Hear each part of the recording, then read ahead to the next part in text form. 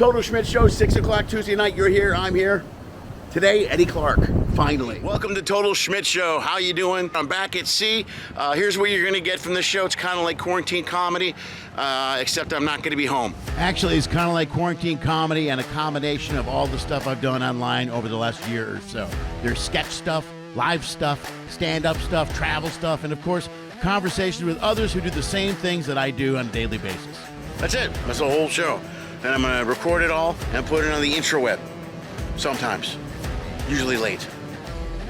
Always late. Maybe, I don't know. And weekly?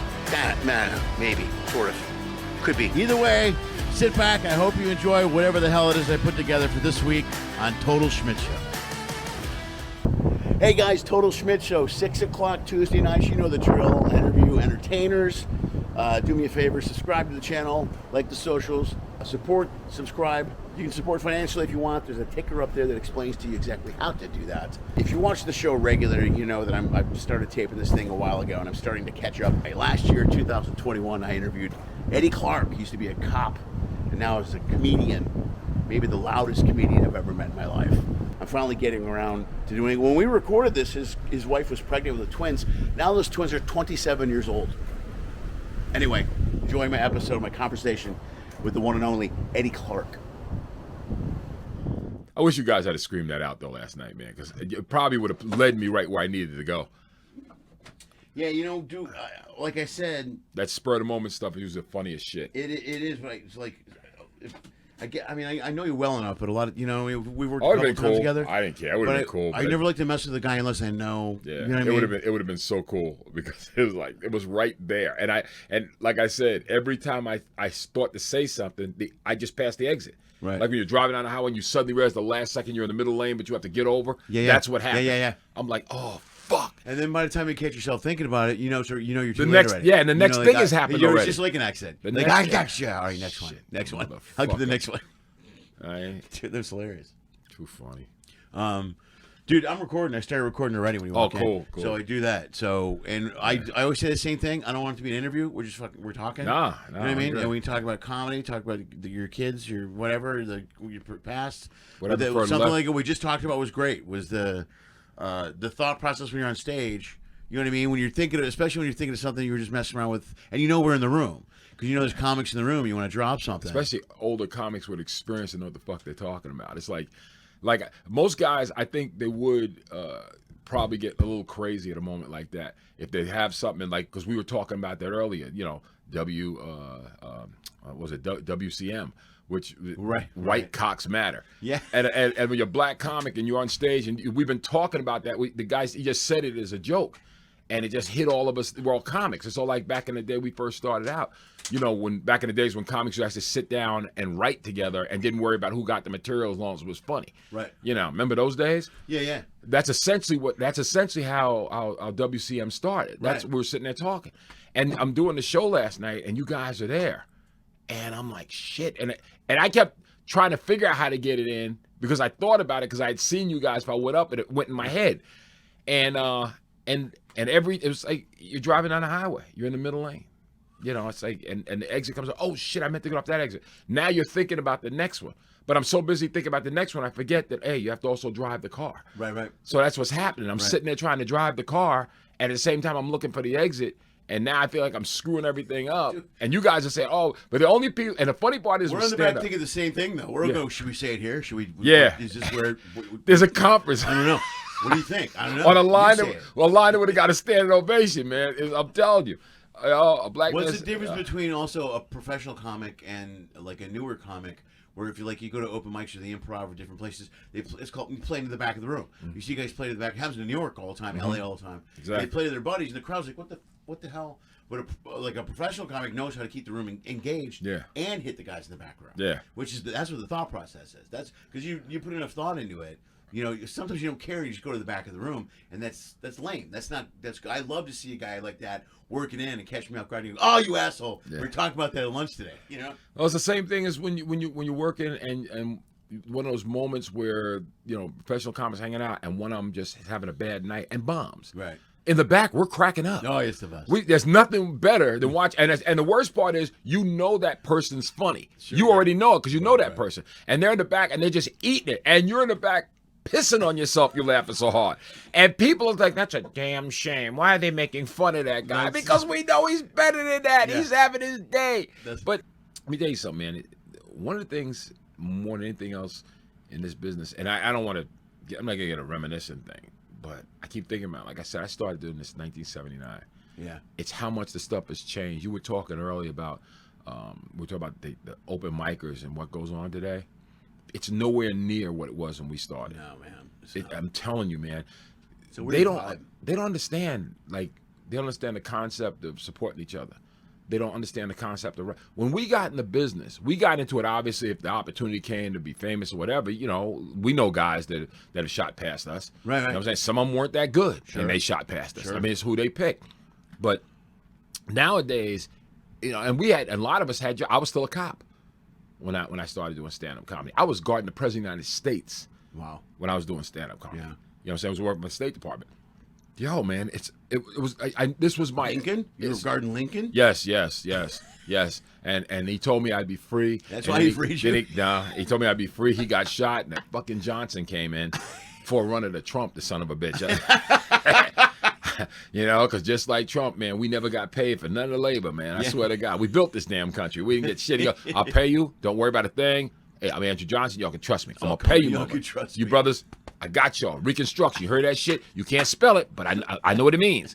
Right? And then went back and said, fuck it. And then a bunch of his friends got together, and just before Lincoln died, a bunch of his friends got together, and they said, yo, man, they said, we want to set a precedent for the future. So what we're going to do is, look, they want to take slavery away from us. We're all U.S. senators. We're going to charge the Capitol. All right? We're going to charge the goddamn Capitol. And maybe in, I don't know, 100 years from now, somebody else will realize what we've done, and they'll try it too. They'll charge the Capitol as well. That's right. Now it turns out. It's important they put on some animal skins and some horns. Yeah, 15 of us, Lincoln's going to fuck up 15. And we're going to lose our job. 15 of us senators are going to lose our job. But don't worry about it. In the future, they'll have guys that are smart enough. My young son here, Mitch, he's got it all figured out. Right? He's met Lincoln. He sees how it works, right? Andrew Johnson's working with him, right? Mitch, by the time he's old enough, Mitch will take this shit over and be right. That's great. Good job, Mitch. Yeah. Yeah, I'm saying. There's Mitch's training ground. Now it all makes complete sense. And now I understand every speech he's ever given. Exactly, right? Ripped off from those guys back in the 1860s. It's just horrible. It's a nightmare. Oh, man. What are you going to do? Like you were saying, another thing I noticed with the younger comics today, and I never wanted to be this guy that says you kids today or you younger comics, but there's a huge difference I noticed. Like, when I'm on the road, I'll do a club, and they have open mic night. Open micers come out and watch the show. But none of them say shit to me, and they leave before my set's over. And when I was an open micer, I stayed and watched every headliner. I would stay all night and watch these guys and just take in everything they were doing, man. Bobby Collins. Yeah. Richard Jenney. Yeah. Oh, God, he was great. Rita Rutner. Yeah. Well, he used to hang at the Comedy Store. Bill Hicks. Sam Kinison. Kinison. Carl LeBeau was a huge Carl LeBeau fan. Carl LeBeau. Yeah. All these guys, when they come in, when I was starting out, Rascals Comedy Club in West Orange, New Jersey was the spot. It was bigger than New York. It was just the spot. Right. Everybody went there. Right. Rosie O'Donnell, Thea Vidal. These people took me under their wing. Yeah. Because I was in my 30s at the time. And I was in my early 30s, and I was still a cop at the time. And the idea of me picking a lot of them up was cool because Bobby gonna get mad about this. Bobby could go out and have 3-4 girlfriends at one time, and I was his driver. And I could pick up Sam, and Bill would be in the car, and they go, Ed, you know, you're a cop. So yeah, where can we get something? And I would take them spots. I'm dead serious. And I drive, and I got pulled. It's no joke. I got pulled over one time in New Jersey State Thruway. Sam had coke on him. Yeah. Him and Bill were in the car. He had coke. Right. We were on our way down to Ocean Township. Okay. At the Eaton, the Hilton, a Sheraton Eaton hotel in Ocean Township. And we're driving out. We got pulled over, and they were freaking, right? And Sam's sitting there being cool and everything. And I said, relax, man. I got this, right?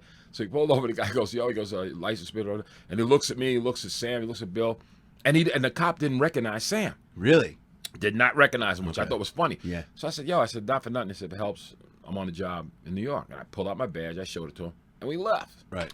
So we leave, we get all the way down to the place, and Tony Camacho's waiting for us. And so he's like, what happened? I was saying, it's fucking amazing. It's amazing. These cops. But at least I wasn't shooting people on the side of the road. You know what I'm saying? No. There's a, But it's like, it was just that. I mean, back in those days, that's the way it was. I got news for you. Back when I was on the job, unless you absolutely got all this drug tested, there was no drug testing the cops, and cops were getting high. Right. But I got caught up one time with some friends of mine who was on the job. They were getting high. Right. And I didn't know about it. I knew one of them was. Right. But the other guys I didn't know. But I used to hang with these guys all the time, and they got caught up, and my ass got caught up in it. They pulled my ass in. I was like, what? Whoa, that's not well, me. they went through all the things. That was clean. They did me blood tests. They gave me what they used to call fat test. Yeah, because they can test you. Yeah. There's no way to dodge that. You know what I mean? Tested me, and I was clean. And it was like, well, why were you hanging? First, I was a rookie cop. Right. The rest of these guys all that time on the job. The main guy involved was one of my best friends since 6th grade. I was like, what the fuck? Right. And it's funny. You got an exclusive because in all the years I've never told this story to anybody. Yeah. I have never told anybody Really? this story. It's a true story. And out of all those cops, there were 5 cops. I'm the only one that stayed on the job. The rest of them were fired. No shit, really? Yeah, because they failed the drug test, and one guy, my friend Andy, he passed away. You know, God rest the dead. But Andy, he had this guy actually had they busted him. Yeah. Making a pickup. They busted him with the coke. And when they did, the one thing they did, and I didn't find this out until years later, I saw him when I was in Pennsylvania because he left the job, left New York, and went out and became a butcher. And I'm doing a show in Lancaster, Pennsylvania. He comes up. I'm walking back through the kitchen to go back to my room. He walks up behind me, says, Eddie Clark. I turn around, I almost want to kick his ass because I hadn't seen him since it happened. Right. And I thought he was the one that put me on the bus. I came to find out, he told me, but I found out later by talking to other people, he constantly kept saying Eddie Clark had no idea what was going on. Right. He constantly kept telling him that. So what they did to cover themselves, there's the corporation counsel guy's name was Joe Ragno. And to cover themselves, the city of Mount Vernon says, we know you didn't do anything wrong, but we can't let you walk with this. You're going to plead no contest, and you're going to take a 60-day suspension. At that time, the longest you could be suspended in New York civil service law was 30 days. Yeah. But I had to sign a waiver, and I took the 60. Where I should have just said fuck y'all and left. Yeah, right. But my career would have been ruined. Yeah. I would have never been able to work anywhere else again. Right. Even though apparently, like a guy in Ohio, you can abuse people and then turn around and shoot kids with fake guns in Ohio, because they're rehiring these bad cops. Yeah, right. You know, that's why I'm so hard on bad cops now. Yeah. But I digress. I'm going off into a whole. No, that's all right. I got buddies that are cops back in Illinois, and they're the same way. They're good cops. You know, they know there's this whole bad cop, good cop thing. They don't like bad cops either, man. It fucks it up for everybody. But the problem is none of us say anything about it. I'm probably more guilty of that than anybody because once I found out what was really going on, and everything started making sense to me, what a lot of things we were doing and hanging out and what these guys were doing. Yeah. We're hanging out. I should have said something. Yeah. And I didn't.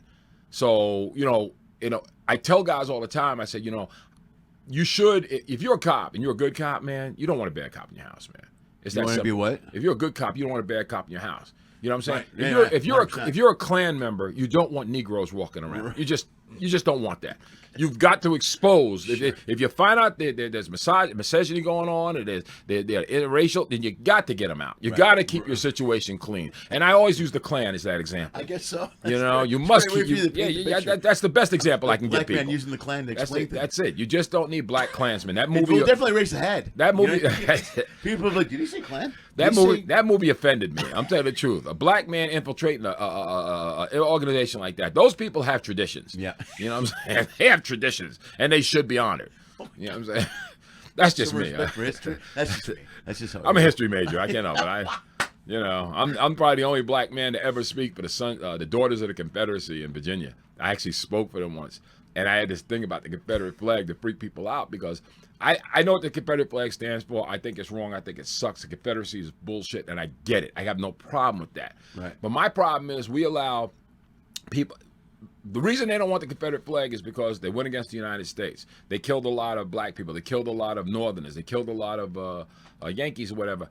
And, my thing is like this. Then if we that hard up over the Confederate flag, which is something I don't support at all, But if we're that hard up over the Confederate flag, why aren't we hard up over the German flag? Why aren't we hard up over guys carrying Nazi flags? Why aren't we hard up over guys with Japanese flags? Why are we hard up over people, you go around Texas, Vietnamese flags? I've seen them. Yeah. Vietnamese people fly their flags. Spanish people fly their flags. Canadians, right? Anybody remember the War of 1812? We got our ass kicked and they burned down the White House. The only people that ever successfully make it to the Capitol and do what the people really want. I didn't know yeah. that. Really. They burnt the White House down. Right. Oh, they're not fucking around. They burnt that shit down. Wow. You know what I'm saying? But the Canadians did? Yeah, the Canadians. Oh, the Canadians weren't fucking around. Yeah, they weren't fucking around. They were badasses. Yeah, Okay. they were badasses, man. The Canadians were down with the English on that. They were down with the English on that because they didn't like us. Right. You have to understand. That shit went all the way up to upstate New York. They were over by Sackett's Harbor or all of the Great Lakes and shit. Oh, they were. And then we tried to make a run on. Our people tried to make a run on Canada and got their ass kicked. Yeah. Got their ass kicked. They didn't fuck around. You know what I'm saying? Check me out, y'all, if I'm wrong. Comic156@msn.com. Feel free to call me and tell me if I'm wrong. All right? But, my thing is, why are we letting all these other people carry these flags in our country if we got a hard on for our own people? As a black man, I know that sounds strange. Hey, how can you say something like that? Yeah. You know what I'm saying? Well, it stood for slavery. You know that's the slavery. They disguise it as states' rights. That's the same thing they do with the voting thing right now. They're disguising it as states' rights. No, it isn't. You're pissed off because a black man became president. Well, they twist everything to make it sound okay. Exactly. And they go, well, yeah, states' rights is a and it's the great way same to thing. cover It's the same thing they did back in the day. Right. You know what I'm saying? So but my thing is, I have a problem with turning on my Southern brother, and I don't care how white they are. I got a problem with turning on them when I'm letting Germans and Spanish and Canadians and English, and all these people, Cubans, whatever, and they flying their flags and shit, and we're giving them parts of the fucking country, and nobody's saying a word. Yeah. So what we want to turn on Confederates? They were wrong. Look. The idea was wrong. Right. I'm all for these statues being taken off public ground. I got no problem with that. Don't fly the flags over the State House. I got no problem with that. University of Mississippi, wake the fuck up. Right. I got no problem with that. My problem is you have people with Confederate heritage and their families, whatever, right, wrong, however you feel about it, their families died, and they died, they were American citizens. They were rebels, but they were American citizens. They did what and we're knocking them, but people are allowed to walk down the streets with freaking Nazi flags. I've seen it. Yeah. I've been in Illinois. I saw it, man. I couldn't believe it. Right. You know what I'm saying? There are people with Nazi, but it's on their own private property. You know what I'm saying? So why are we burning Confederates and letting the rest of these people slide? Either we're United States or we're not. We'll deal with the Confederates. That's my brother. Right. I will catch them on the side. I'll say, yo, man, your shit is fucked up. Right. You know what I'm saying? Yeah.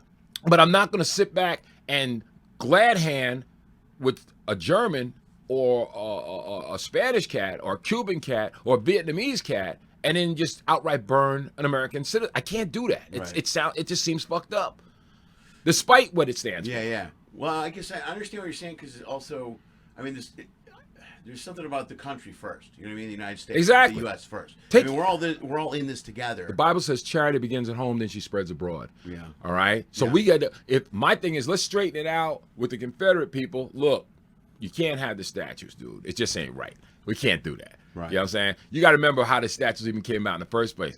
After years after the Civil War was over, the Daughters of Confederacy got together. They started making these. They started dedicating these statues, putting up statues of Confederate soldiers and stuff all over the place. Right. Then they started getting on these school boards and they started changing all. That's why the history is the way it is right now. That's been it was the Daughters of Confederacy that was responsible for that. They got in there and they got in these school boards and they started taking over and they started putting on stuff that was really fucked up. Right. And leaving out important parts of history.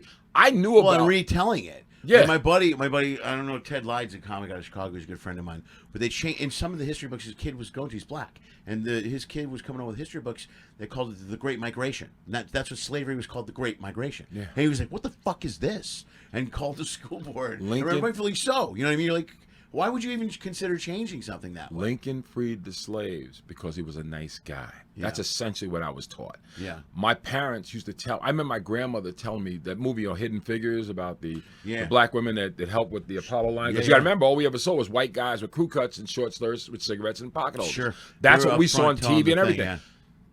I knew about these women because my family is from the South, and it was around the churches and stuff. It was no secret.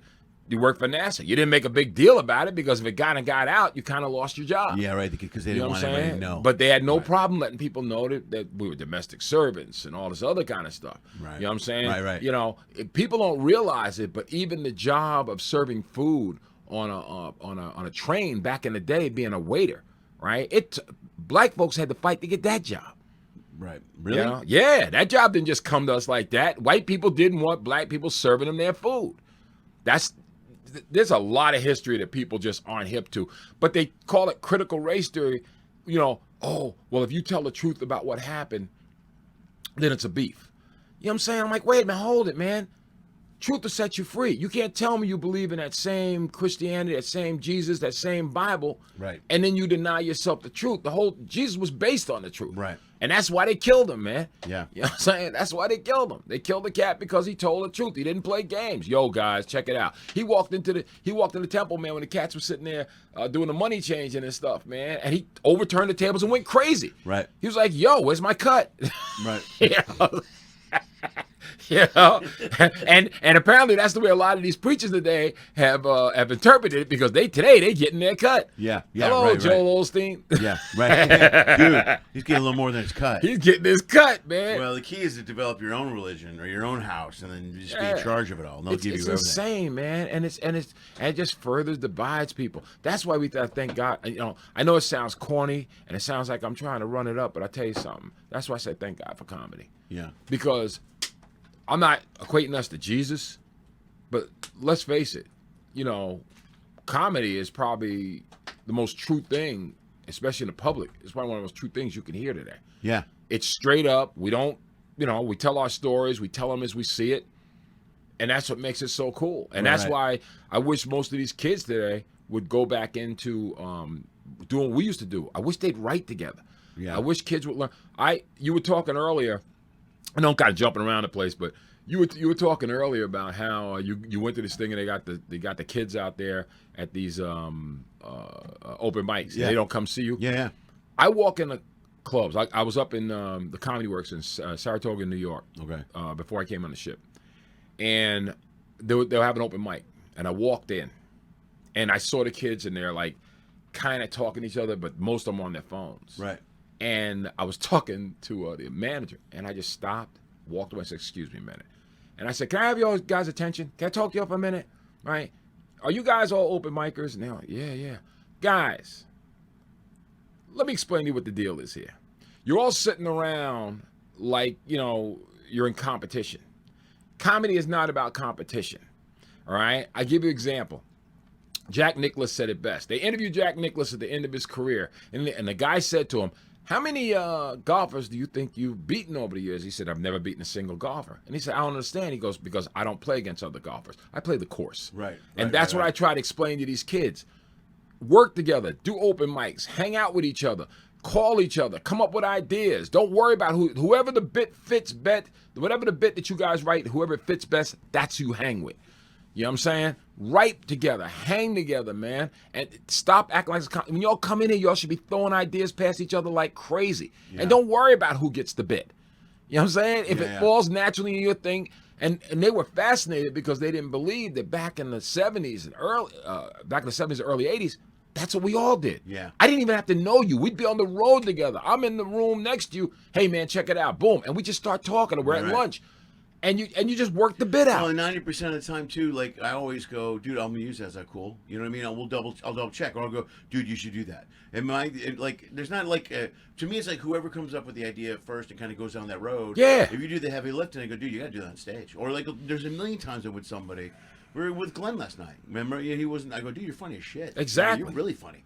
You know, you should do that on stage. You think so? Yeah, dude. Absolutely. There's no way 100%. he should be. There's no way this guy shouldn't be talking to people. I know people have no idea. We're working with a comedian. Glenn Foster. Glenn Foster. Yeah, he's on tonight. He's a juggler. Is he a He's juggler? a juggler. Right. And the idea he's that this, funny. Dude, the idea of this guy is not. Some people are talking funny to off stage, bro. There's a lot of people that are funny off stage and can't be on stage, but there's some people are just naturally funny. Like it says, like I can hang with comics all night, but every once in a while, like I get like, especially on a ship, or I'll get a guest that will hang, or if somebody wants to hang with us and they try so hard to be funny, and there's nothing more painful than watching someone try to keep up with the comic show. And it's not that we're better than them.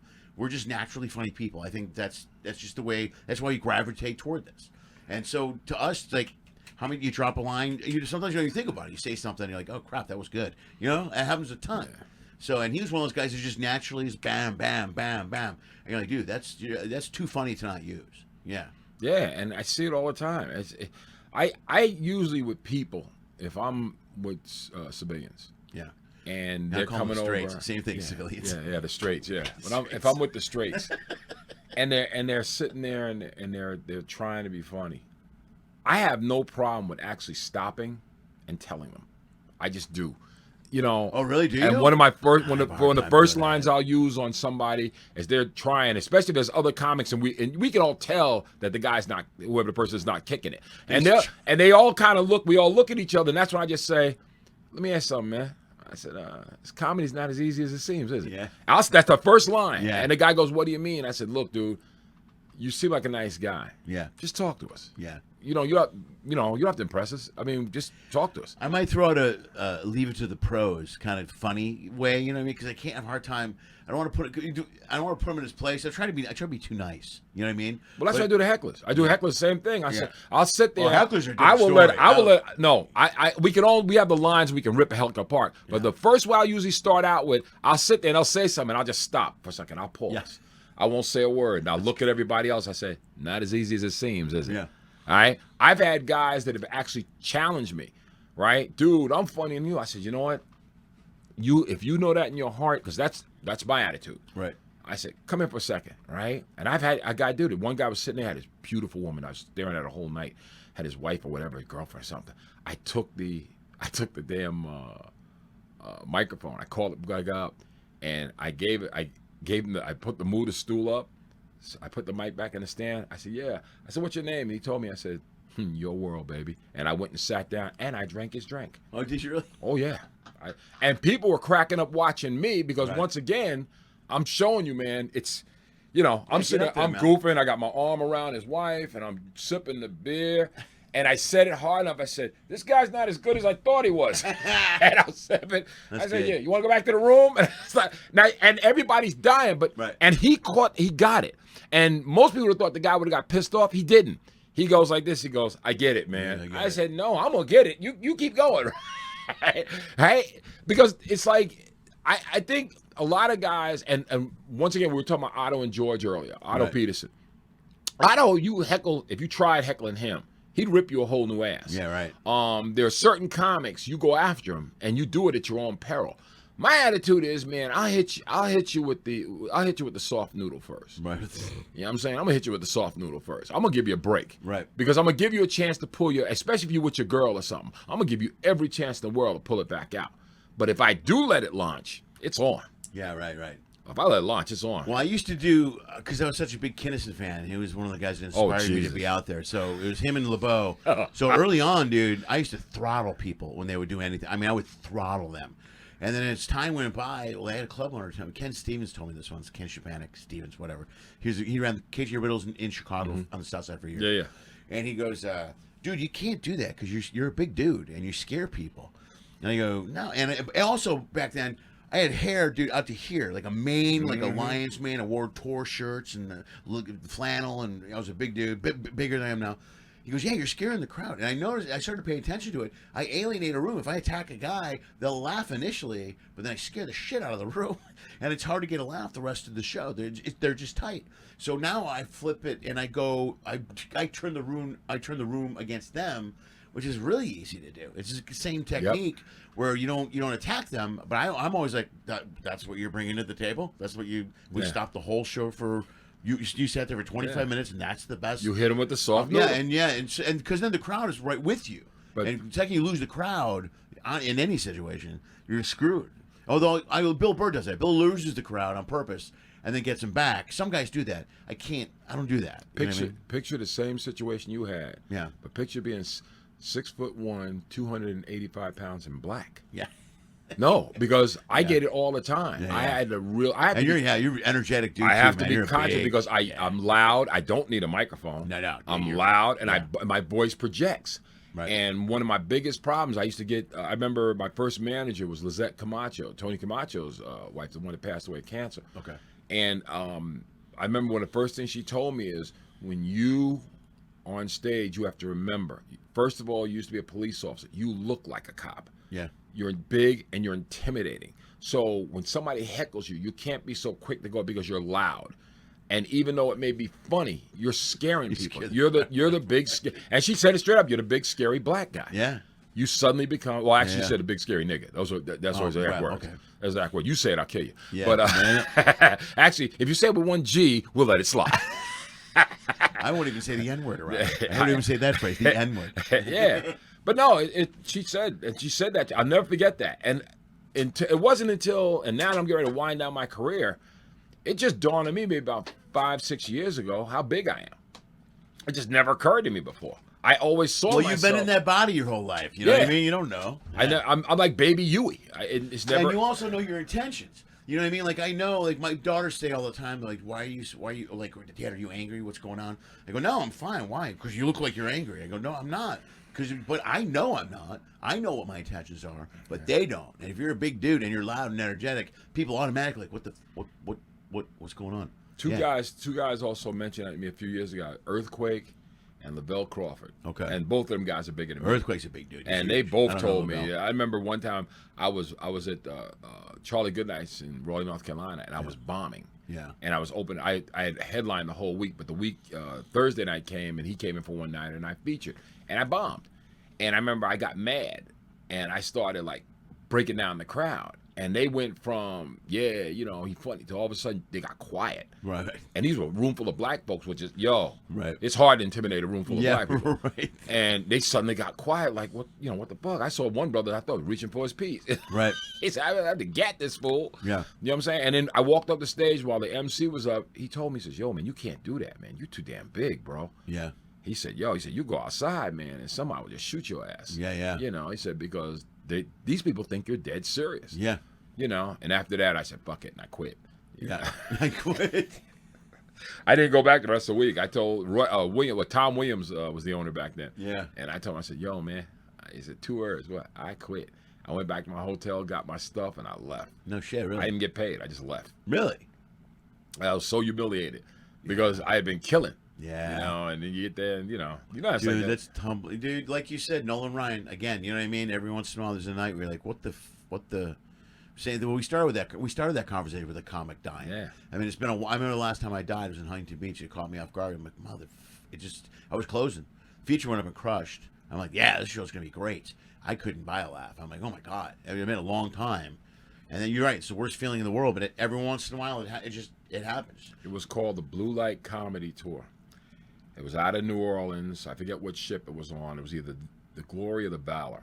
It's a Carnival ship, and these people from San Francisco and Oakland had rented a ship for a cruise. And what they would bring on their own comics, but turns out one of the comics were black, so they said, keep this guy. Right. And that's another problem I got with people, because they look at my face and automatically think, oh my God, it's Def Jam time. Yeah, right. I'm not a black comic. I'm a comic that happens to be black. Right. You know what I'm saying? Right. But I'm a comic first. Right. Red Skelton was my greatest hero. That was me. I mean, I respect Richard Pryor and all the other guys, but Red Skelton was my guy. Right. I thought he was hilarious. But I walked up, and I remember this kid, he was an open micer, essentially an open micer. They let him go up and open for me. And the kid crushed. And I walked up there, and you've never seen anything. The hardest thing is not only getting, worse than getting booed, because I was booed at the Apollo twice before I finally got over. But even worse than getting booed is watching people just walk out of the room. Yeah, that hurts. And you're on stage, and you still got 20 minutes to go, and people are walking. Yeah. You know Basil? Yeah. Greatest story in the world. And Basil, if you watch this show, I'm going to tell him a story, man. So when you tell people, I'm in Newark, New Jersey. Def Comedy Jam is hot at that time, and people are auditioning for a Def Comedy Jam spot. Right. I go in, and Bill Bellamy was the MC. So Bill knew who I was, but Bill also knew that, for the most part, I didn't do black clubs. It's not that I was scared of them. I just didn't do them. Didn't do it. I liked the idea of making $1,500 as opposed to making $600. Plus, you were a comic around before Def. Yeah. You know what I mean, you had I was around before Def. Yeah, I already had my identity. I'm working it, whatever. But I used to also open up for Hamburger and stuff, and I used to work the Chitlin circuit. I mean, it was no biggie, but I wasn't getting paid, and that's why I didn't do it. Right. Well, anyway, I go up on stage. Bill Bellamy brings me up, and Bill Bellamy says, "Ladies and gentlemen, coming to the stage." He goes, "I know this guy a long time. You know, I remember when I first started, he was around, but y'all give him a break because he likes to work the white clubs." That was his exact words. Well, at that point, you know, I'm in Newark. Yeah. I go in, and I bombed. I mean, I bombed man, let me tell you something. Hiroshima got off lighter than I did. All right? Get up the stage. Now, Tony Camacho had brought Basil because he was working at Rascals. They came to see me. So Basil's sitting there. Just, you know, how Basil just sit there, right? Big Basil just sitting there. So as I'm coming up the stairs, I look over and I see Basil. Now, I open for Basil all the time. He was my hero. I love that guy. Right. I'm sitting there, and you may have to beep this. He looks at me. I see him look, and he starts laughing. When he starts laughing, I went, so some guy goes, "Hey, man." I said, "What's wrong with you people?" He goes, "What's wrong with you? Say something funny." I said, "You know what? Fuck you niggas," right? And I walked up the stage. So as I walked up the stage, Basil is in tears now, but I'm mad. I'm also still a cop. I got a gun. Right. I'm still mad. I could have easily been one of them guys with a cops and SWAT's coming in. Yeah, you know what happened? He told a bad joke, right? So as I walk, so then I stand in, and Tony and Lizette are trying to talk to me. So they say, "Oh God, the thing went bad." So Basil happens to be there. You remember Basil's big white guy. Yeah. All black crowd. Basil walks up, does the opening he does where he pays the Peter Gunn thing, and he sets it up, puts on the glasses. He's all tough and everything, and then he takes off the glasses, says, "Thank you," like that. Well, the place exploded. Right. Now I'm really mad. I'm mad as hell, right? So I get in my car. I go, "Fuck this business." So I get in my car. I leave. I go home. A couple of days later, my phone rings, and I could see who it was because that's when you could see you could see who the person was. That caller ID. Right. We're brand new, and it comes up. It goes, "Basil." So I pick it up. I pick up the phone. I go, "Hello." He goes, "Fuck you niggas," and he hangs up the phone. So to this day, every time he sees me, he goes, Ed, look, I'll pay you for it. I want to pay you because that was your line. It was very original. I want to pay you. I want to use that line." But he'll say that to me every time he sees me. That's the first words out of his mouth. And I've been around black people where he just walk. He don't care. Right. And then I said, yo, I had that coming. I said, yo, and then I tell people, that's how he forces me to tell the story. Yeah, you got to tell the story after that. It's like, yo, but he had, every time he sees me, man, it's the first one. He called me. I haven't talked to Basil. One time I talked to him about 4 or 5 years. Yeah. He called me up. This is a couple months ago. Right. First words out of his mouth. I didn't even know it was him because he wasn't on my calls. I saw the North Carolina, who the hell is that?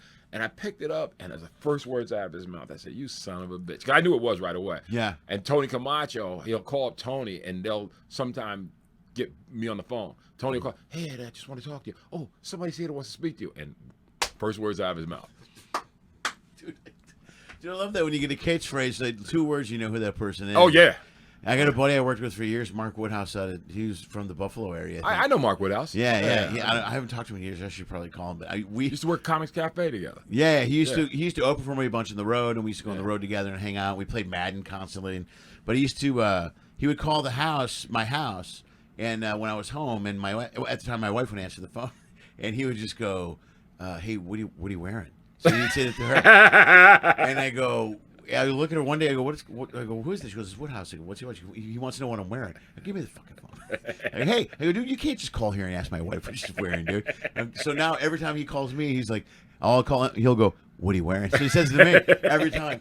So the phone will ring. Like back when there was no caller ID, you would get the phone. I would grab it, and you would just hear, "What are you wearing?" Like, "Hey, where are you at, dude? What's going on?" It's when you do comedy as long as we have. You think about road gigs, your best gig, your worst gig. You think about that club you couldn't wait to get back to, the club you'll never go back to, the club that was great but the accommodations sucked. Yeah. You know what I'm saying? I mean, the club that was, it was lousy, but oh my God, the greatest place in the world to hang out. I never realized the amount of stories and knowledge that I've come with. I got a friend of mine right now. He's helped me write a book. It's and I actually want to take it, and I wish the PCA was still around because I told the proceeds, whatever it was, we worked this out. I'm doing proceeds. I'm gonna give it all away. But I wish the PCA was still around, you know, the Professional Comics Association. Yeah, because it's like, you know, you got to remember when we were in the business, we first started. There were approximately 250 full-time working comics in the entire country. Right now, there's got to be somewhere close to about 10,000. Yeah, there's 200 well, I don't know if they're working, but there's 200 comics in my neighborhood. No, yeah, right. There's but working wise, yeah, take a look at all the ships, all the clubs, all the other venues. Not to mention the warm-up gigs for shows. There's got to be at least 10,000. Yeah, there's tons. I'm talking about 10,000 that don't do anything else. Right. Yeah. So I'm not even talking about the guy that's got the job. Sure. And comes in and takes a spot from a working comic to be an MC or whatever. Right.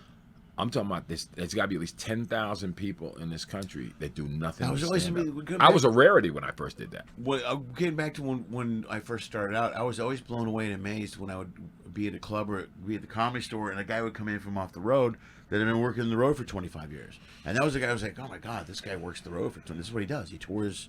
He just does comedy full time. I was always mesmerized by that early on. That was me when I go back. Even today, I go back into New York, and I know just about every owner of every club. And unfortunately, Dangerfield's closed because that was my go-to. That was always my go-to. I love working for Tony. And the thing about it is I walk in a lot of these clubs, and I'll tell you what's really weird. Going into places in Chicago, L.A., Miami, Boston, places where you don't really know anybody, but they know your name. Yeah, yeah. You Eddie Clark? That still freaks me out a little bit when I walk in. I've been doing this long, over 40 years, and it's like, it still freaks me out. When I went to Boston, I went to Comedy Connection. I used to work there all the time back in the day. I just walked in, and the guy said, hey, I'm a comic. I just wanted to just stop by, you know, because Nick Zito, I think, was working that night. And I said, stop by, see Nick. I said, my name's Eddie Clark. You know, she said, oh, I'll be right back. She went to go check. A couple seconds later, you would have thought Denzel just walked in. I'm like, what? Yeah. Because I was reaching to go pay. Right. I was actually going to go pay, and they go, oh no, Eddie Clark, yeah. And the owner, the manager, I think it was the club. She walks over and says, oh my God, Eddie Clark, I've heard of you, right? Your picture is here back from 1984 or something. Right. I'm like, Jesus. Yeah. You know, and it was in the corner. Right. My picture was still there, right next to Emo Phillips, which I'm still trying to get over. Emo Phillips, really? You know, no offense, but I love Emo Phillips. Yeah, it's like. But it's just different styles. Yeah, completely different. I'm sitting there looking at him, and I'm like, yo, man. You know, it's like the one time they tried to get me to open for Judy Tenuta. Yeah. And I did it, and that was just the weirdest crowd. It's a weird mix. Yeah, her crowd has got to be. And then after that, Uncle Dirty. Oh, man. All right. I don't know. After that, Uncle Dirty up in Buffalo. Okay. For him. And the thing with him is no opening act can survive his audiences. The idea is they get booed. Everybody gets booed. Right. I'm one of the few comics that have opened up for him that didn't get booed. Okay. John Balby, I'm one of the very few guys that ever opened up for him that didn't get booed. Okay. You know, it's like, but then again, I got this thing where I adjust quickly. Right. Know, when things go bad, or if I'm especially if I'm nervous, and after all this time, I still get nervous. Right. You know, you watched the show with me last night. I was pissed off and nervous. You know. I'm always nervous right before the show, and then like 2 lines in, it's gone. Yeah, I usually am fine. The ones that crack me up, and we won't mention any names, is the ones that always are never nervous. They're the ones that, hey, look at me. You know, it's funny. I got to talk about this real quick. We got these comics, and I figure at this point I'm an elder statesman, and a lot of guys will say "fuck you," and that's fine. Because I'm not gonna be around long enough to hear it anyway. Right. Because after I retire, I'm cutting myself off social media. I'm getting. Dude, I would love to do that. No, I'm cutting it off to. I mean, guys like yourself, guys I know. Yeah. They'll be able to reach me. I'll have a Facebook, like a private bullshit Facebook name. Yeah, you know what I mean? And guys will know it's me, and that'll be it. Yeah. But I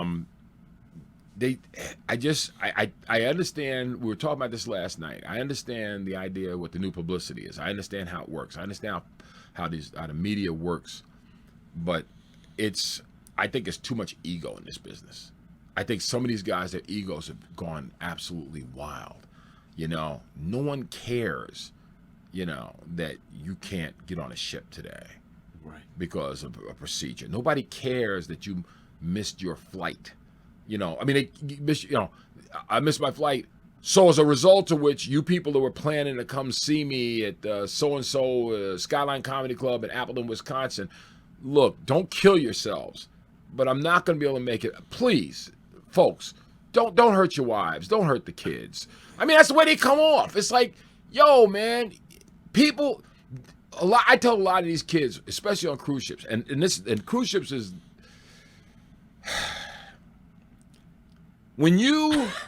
it's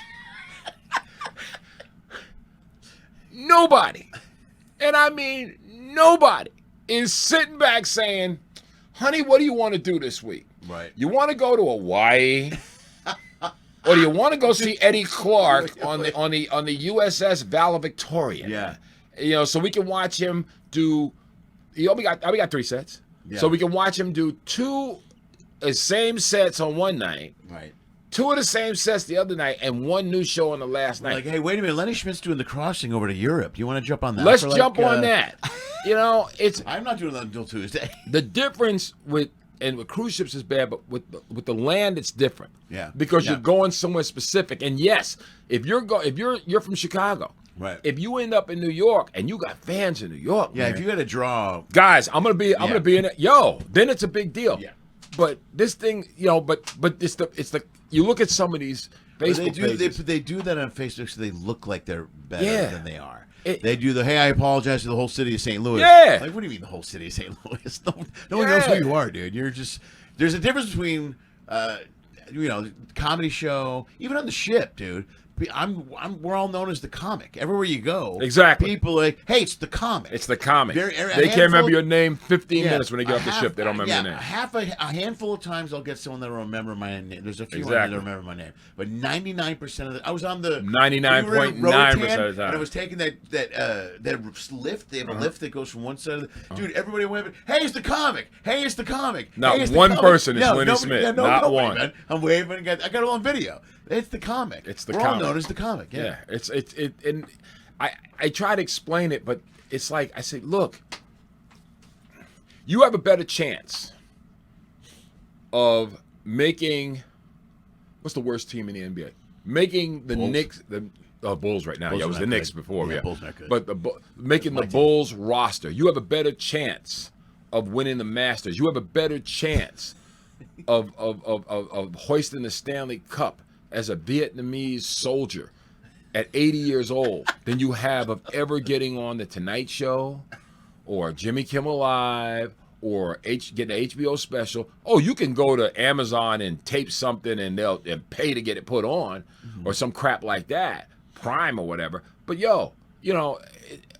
I've done, I kid you not, I don't know exact number, but I think I've done about 10 movies, probably about 16, 17 TV shows. Hey, I saw you in Person of Interest, and I sent you a message. I remember seeing it. Yeah. I'm like, oh my God, it's Eddie Clark. Yeah. Yeah. But that's cool.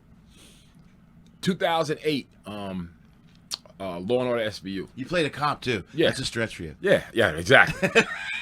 but I'm doing all this stuff, and it's like, if I did what some of these other guys did, like people ask me, you on House of Cards? Yeah. What episode? I believe it was episode 35. You have to go down by the numbers. I forget the season. Right. Episode 35, 20 minutes in. I'm on for 5 minutes. Mm-hmm. It's me, a real cop named Frank Ball. He's still on the job. Mm-hmm. Master Sergeant, U.S. Army. Nothing but love for the vets. And we got Mahershala Ali. Mm-hmm. And basically we pulled him over. And he got the black man treatment, Right. And just so happened as a black cop, but he got the, your black guy, whatever. And we roughed him up a little bit, I think. Right. We worked on the set. We worked on it for 2 hours, getting it right, because he had never been arrested, obviously, before. Right. But we worked on it for 2 hours, showing him exactly how you're going to be thrown, how it's going to be moved, whatever. Right. We were on screen approximately 7 minutes. Show's an hour long. Right. Everything I've ever done, with the exception of Luke Cage, I've only been on TV maybe about 5-6 minutes at a time. Mm-hmm. Taking the egos of some of these guys is out here now. If they had the same situation, I'm starring on Law and Order. I'm starring on Veep. I love the catch me and my boy. Yeah. Denzel Washington Yeah. in The Runner. And Wait a minute. What do you mean, your boy? Wait, what? It's Elaine from Seinfeld. I can't think of her name. Oh, Julia Louis-Dreyfus. Yeah, on Veep. Yeah. Now you got to remember. Yeah. Think about who this woman is. Yeah, I mean, she's an icon. Yeah, yeah. Icon's icon. Yes. Me, her, and what's her name? Macaulay Culkin's ex-girlfriend. She's on there too. I can't. All right, it'll come back to me. But anyway, we're in the trailer. Right. And I gotta remember, I was only on the screen maybe 3 minutes. Right. No, yeah, about 3 minutes. I think the set was over 3 minutes long. We're in the trailer, raining. They had to move everything inside because it started raining. They couldn't do the scene outside. Right.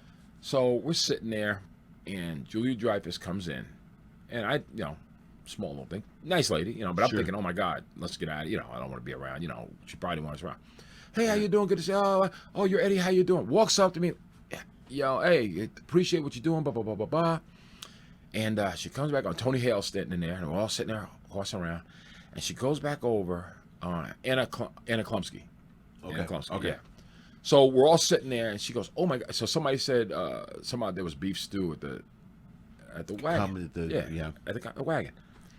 She said, we didn't think nothing of it. She comes back in a couple minutes later. Oh, I got you guys a beef stew.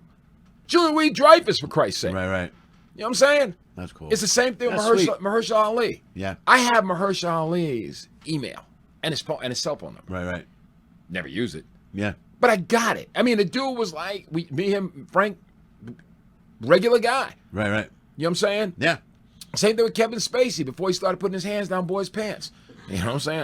I think that's bull anyway. That story is another story altogether. I think he got the rough ride on that.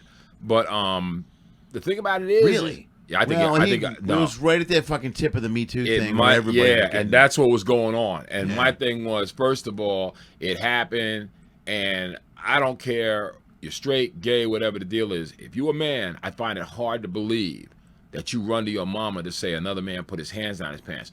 If I'm telling my mother that, a couple minutes later, the cops are knocking the door with an arrest warrant. Right. Because there's been an assault. Right. You put your hands down on my junk, man, and you ain't invited. Yeah. Right? Especially if you also have the same junk, we got a problem. Right. And I ain't nothing against gay people. I don't care. Right. All I'm saying is, nobody. Don't touch Females don't touch my shit. Don't touch my shit. Hey, my shit, actually, I'm married now, so it's hers. Yeah. Keep your hands off my wife's property. And my wife is white, so in front of black people, I got to explain that also, right? Keep your hands off the wife's property. Wait a minute, y'all. Let me rephrase the word property. Or if they call the NBA, they don't call them owners anymore. Take your hands off my wife's. She's the principal. They don't call them owners in the NBA anymore? No, they call them principals now. They've been calling them principals. Some of the guys that are hung up on it, okay, they're still doing it, but basically they're called principals. I didn't know that. Right. And the NFL's gonna have to. Everybody's gonna have to do it because everybody's like everything's changing. You got to catch up. You can't call black. You can't say you own black people anymore. Okay, black women can, but that's not the point. Right. right. But hey, it is what it is. Well, we did. Because I did a bunch. So some of the people on the set, I worked Bones. All the shows I worked on, you get people that are really good, and then people, for the most part, I've worked with people that were great. You know what I mean? I did Bones, and they were great. I hung around with David, who plays the lead character on that. Mm-hmm. We talked baseball all day. But you know what I love is, I did a commercial with Howie Long, and people told me for years, they go, he's an ass. You're gonna hate working with him. And I worked with him, and we had a blast. We hung out. It was the night before Thanksgiving. It was raining, and I told him I was a comic. And right around that time, Terry Bradshaw was trying to do stand-up. Yeah. So that's all we talked about was he couldn't stop telling me about Terry's jokes. And we really had a great time.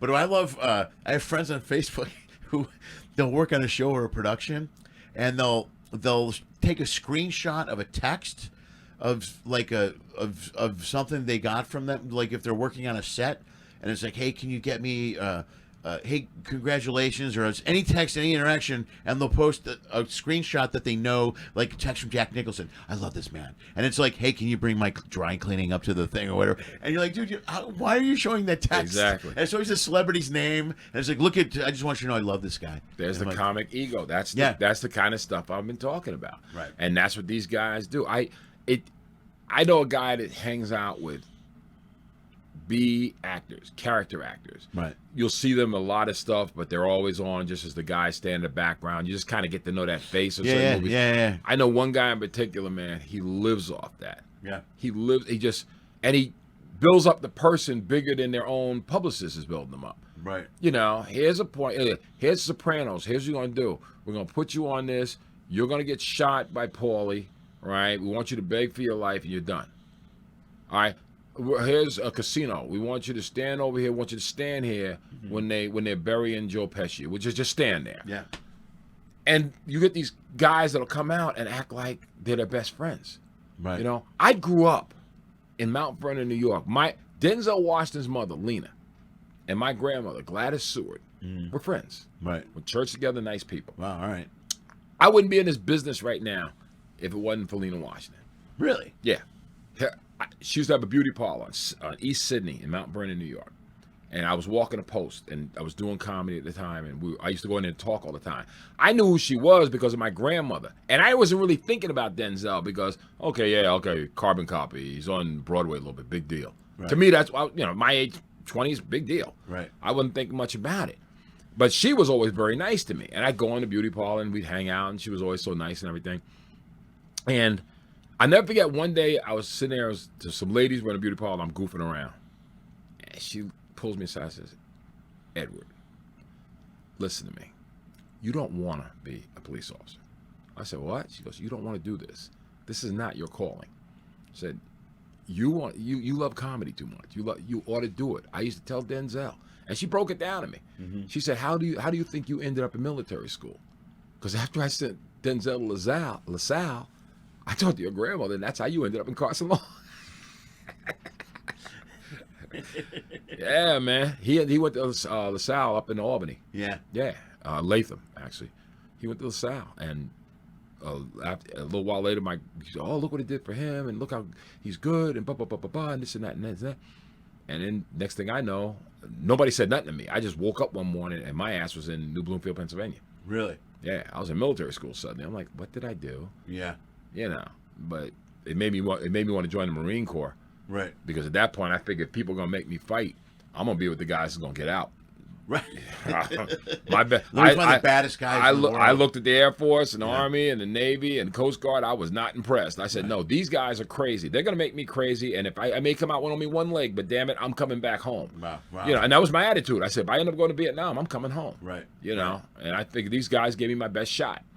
You know, wow, right. And one of my mentors was a Marine. You know. Yeah. And I said, that's it, man. I'm out. So, but it's funny. But to go from high school to military school, from military school to Marine Corps to police department to State Department to full-time comedy, man. Yeah, that's a different trajectory. Oh, and along the way, also was a security guard. I had a job as a security guard, and I also ran. Ready for this? A Mexican restaurant. I was a manager of a Mexican restaurant. Did you really? Didn't know a damn thing about Mexican food, but the guy liked me. Yeah. Because I was funny. Sure. He liked me. Yeah. And he goes, hey, you know, I fired my other manager. Let me train you a little bit. And I stuck with that for maybe about a year, and I learned how to make all kinds of little Mexican foods. Nice. You know what I'm saying? That's how I got my taste for Mexican food. Dude, I love Mexican food. Yeah, I got my taste for it, man. Yeah. You know, goes in, comes out the same way. It's amazing. It's how they do that. I don't know. That's refried beans. That's all I'm saying. It's delicious. Yeah, reconstituted beans. We'll be in Cozumel tomorrow for the first time in 18 months, right? So yeah, I'm excited about that. Well, I've been on 2 other ships, but I haven't had a chance to get off. This is my first time off. Yeah, I can't wait. I'm excited to go to Cozumel, get some food. Yeah, there's a couple of places out there. Unfortunately, my man Dave is not there at Fridays, Fat Tuesdays anymore. Okay. Oh, he's Dave, not? Yeah, Dave left. Yeah, he's in Atlanta, man. I'm actually gonna hang out with him when I get back. But but Charlo's still over there, so he's over in. Well, Charlo's over in Cancun now, right? Yeah, he's over in Cancun. I was wondering how Cozumel, some of those joints are going to survive through COVID. You know what I mean? Coming back. I've been through. Well, excuse me. When I got back, I got on the breeze. We were able to get off. Okay. Yeah, the first time and I kind of walked around the port area, or the port area, and then I kind of went out to the thing, and I'm looking up and down the street, man. I'm like, are you joking me? It was a ghost town. Like going, yeah, it's got to be. Well, what are they going to do? I mean, that city alone on a good day, was there 8 ships in there, right? In all those ports, there's 2 major ports now. They extended the docks. They could get 8 or 9 ships in there, I think. That's a lot of people. And we were there by ourselves. There's 240,000 people, correct? Yeah. Right. And then Royal Caribbean. No, 24,000. No, a Royal Caribbean ship showed up next to us, and they had people getting off, and we were only 2 ships. Yeah. And we weren't even there that long. We got there at 10, and I think we had to leave at 4. Yeah, we're in early. We're short tomorrow too. We get in 7, but we leave at 3:30. We get back on board at 3:30, which sucks. I love those late port days in Cozumel. You know, 7, 8, 9. There was a few that were 9. Those were great because we'd be off on those nights. Those were a blast. Yeah. And I mean, that's when I could drink. They used to do that in that. They used to do that in Nassau. There used to be a time when they would stop overnight. No, I did the overnights in Nassau. And the bars, there's 2 bars across the yep, street. exactly. Yeah. Exactly. That's where the crew would go hang out. Yeah, you go hang out. The Green Shutters, Green Frog, or Green Frog, I think it is. Or either there was another one. There was a dance club. There were 2 dance clubs that were upstairs. Yeah, the upstairs. And you go check that out, and those were good days. You know, it's amazing, man. That's something. It's like, as I'm sitting there talking, I'm thinking about it. I'm getting ready to retire, dude. Yeah, yeah. You know, when's that going to happen now? That's when the kids are born. The kids, you got twins coming. Yeah, right? I'm 65. I'll let you folks. You're gonna love this part. I'm 65 years old. My wife is 34, and we're expecting twins in December 2021. Now, the thing about it is when my first daughter was born, who by the way will turn 41 in December. All right. When she was born, I never had a chance to watch the little things with her.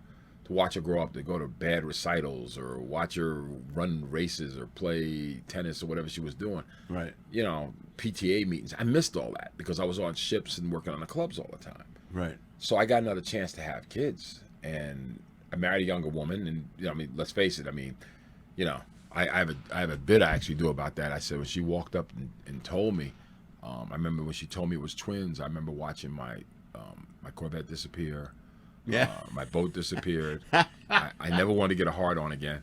Yeah, it was like, I turned on myself. That's because, a lot, bro. But it's like I want to watch these kids grow up, and I'm trying to figure out this Social Security thing and how much I can work without losing anything. I'm just trying to figure all that out.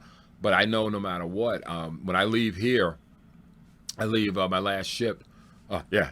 By the way, I'm going to be on kind of my last ship. Yeah, the Panorama. Out of California, and I'll be there from October 30th to November 20th. So cancel everything you're doing to do and come see me. See the Farewell Eddie Clark. The Farewell Eddie Clark show, exactly. But when I leave on November 20th, I'm going on what they call maternity leave. That's the way my agent put it, and my maternity leave is going to last until March. Okay. Probably April. Okay. And I'm not doing anything. I mean, I might, maybe if there's a weekend and she sleep or something, I go out and hit a one nighter somewhere if there's local in the Philadelphia, South Jersey area. Right. But that's the extent of it. I'm not planning on doing anything else. I want out. I'm not doing anything. I want to, my big thing right now is I just want to raise my kids. Now, essentially, I think it's going to be like a semi-retirement. The thing about it is I won't be on these cruise ships I won't be doing gigs where I'm on the road for 4 or 5 weeks at a time. Yeah. I won't be doing ships where I'm on for longer than 10 days. Yeah. I just won't do it. Right. Because I want to raise my kids. I don't want my kids to have to look at me on WhatsApp, especially on ships where internet is really bad. So Right. Well, you know what you can do on some of these, you can do fallouts and stuff. Yeah, that's what I'm asking There'll for. Be a lot of situations where they, hey, can you do a week real quick? And you go, yeah, I'll go and do a week real quick, then come home. Yeah. Don't sign a long 5-month or 5-week contract or whatever. It'll be the same thing with the holidays because I'm a Jew. My kids, my wife and I are having this discussion now. Yeah. All right, because I thought it was already settled, but now all of a sudden she hasn't been to mass in forever, but now all of a sudden she's concerned about the. Well, I want the kids. Is she Catholic? Yeah, that's how we roll. That's how the Catholics roll. I want the kids to have a choice. Wait a minute, hold it. This thing, I remember kids in school when I was in elementary school. They had to go to this thing called catechism. They did not look happy going there. I'm just saying. They did not look like they looked like prison. And then the nuns, man, with them damn 18-inch rulers with the metal thing.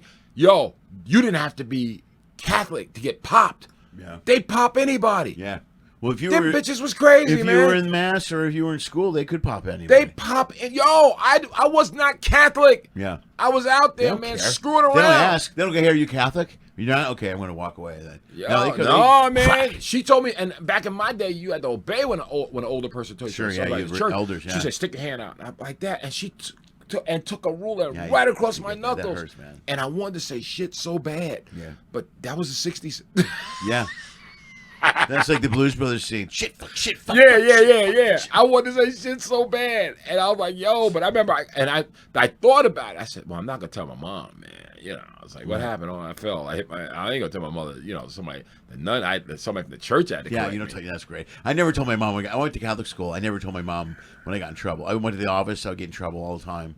I get the ruler. Our principal was a priest. Would grab me by the shirt, lift me in the air, and just, you know.